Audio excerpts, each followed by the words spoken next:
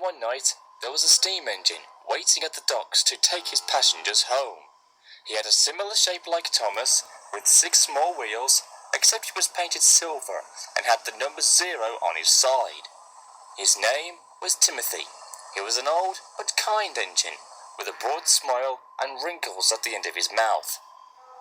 All the passengers climbed on board the coaches, and the guard blew his whistle. All steam ahead, Timothy. Sure thing.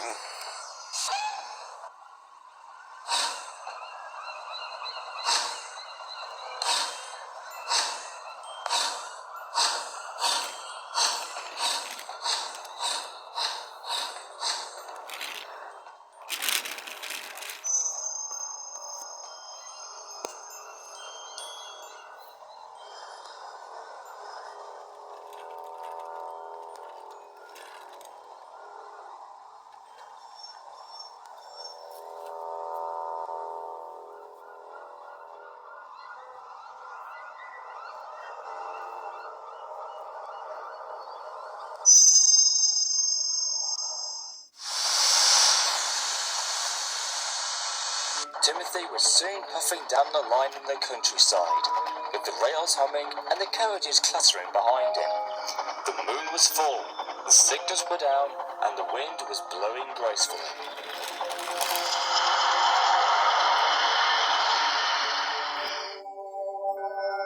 As they approached the first station, it happened. The driver applied the brakes, but Timothy kept on going and shot past the station. He started to go faster and faster.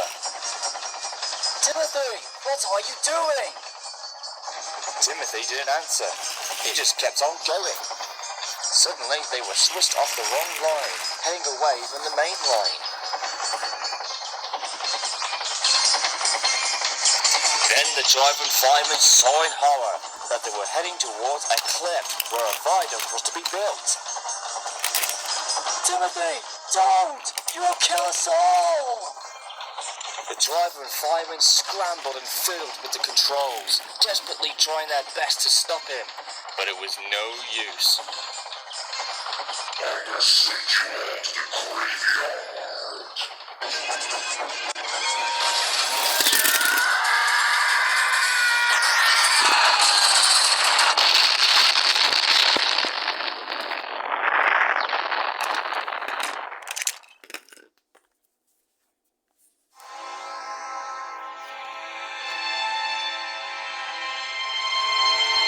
The train had crashed through the blockade and had fallen into the ravine below, killing everyone on board.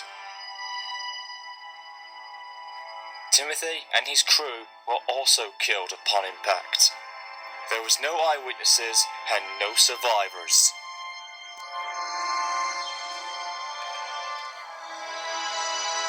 The wreck was found by the workmen the following day, but they couldn't identify who the engine was due to being blown up and charred beyond recognition. When investigators came, they had very little evidence to go on, but the bodies of the driver and fireman were found, and they thought they had tried to save the locomotive and the passengers, but couldn't in time. Investigators ruled it as a normal tragic train accident with mechanical failure to the controls as the cause of the crash.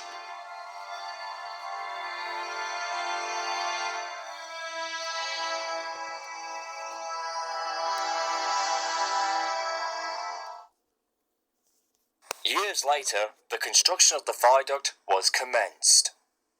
However, after the rails were laid and the final works to it were being made, many workmen and railway staff reported seeing a ghost train rushing by, whistling fit to burst and cursing in a demonic voice before screaming into the darkness and disappearing.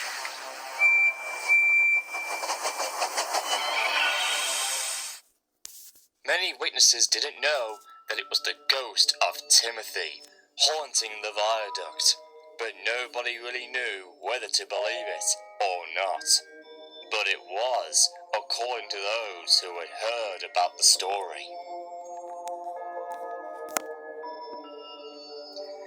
And And every year, on the date of his suicidal accident, Timothy runs again as a warning to others, plunging into the gap, shrieking like a lost soul.